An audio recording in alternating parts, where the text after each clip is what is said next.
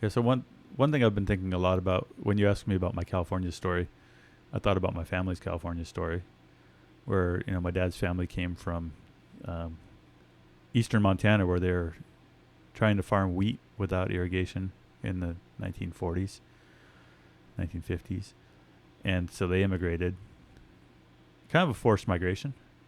Uh, my mother's family, they were Jewish refugees from Germany, and they immigrated to Boston and then to the West Coast.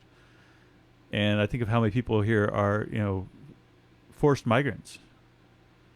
Uh, in our even in our your and I generation, we have family members. My wife's mother was a refugee from Poland, and her father was like a POW of the Russians. And so with fire now, we have these refugees. We've got this forced migration. It was like 25,000 people were forced to move out of paradise by the campfire. And I think a lot about it, just that's migration is such a huge part. Like there's all this talk about illegal immigration, and like that white people don't really think that like immigration happens to them somehow. They don't think that like they were forced to leave somewhere else and come here, whether they were like leaving the Dust Bowl or whether they had to leave the Midwest because there were no jobs. But there's like California has got all sorts of people like me whose families were forced to leave somewhere else. And now that's happening with climate change and fire refugees. And I think about migration and how we treat refugees. And in Chico, the way we're treating refugees is we're like kicking them from one park to the next because they're living in tents. They're climate refugees, right? They're forced migrants out of paradise by circumstances beyond their control.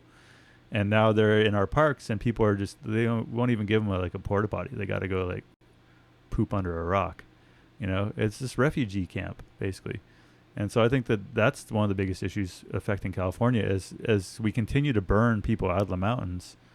We're going to have to deal with more and more refugees, and that's kind of it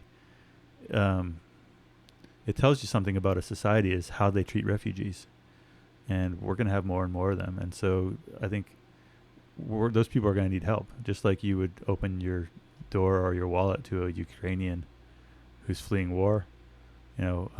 How we treat the climate refugees among us is going to be one of those factors that kind of we'll look back at in 100 years, and either we'll be proud of what we did as Californians, or we'll be ashamed of how we responded to this crisis in our state, with our people.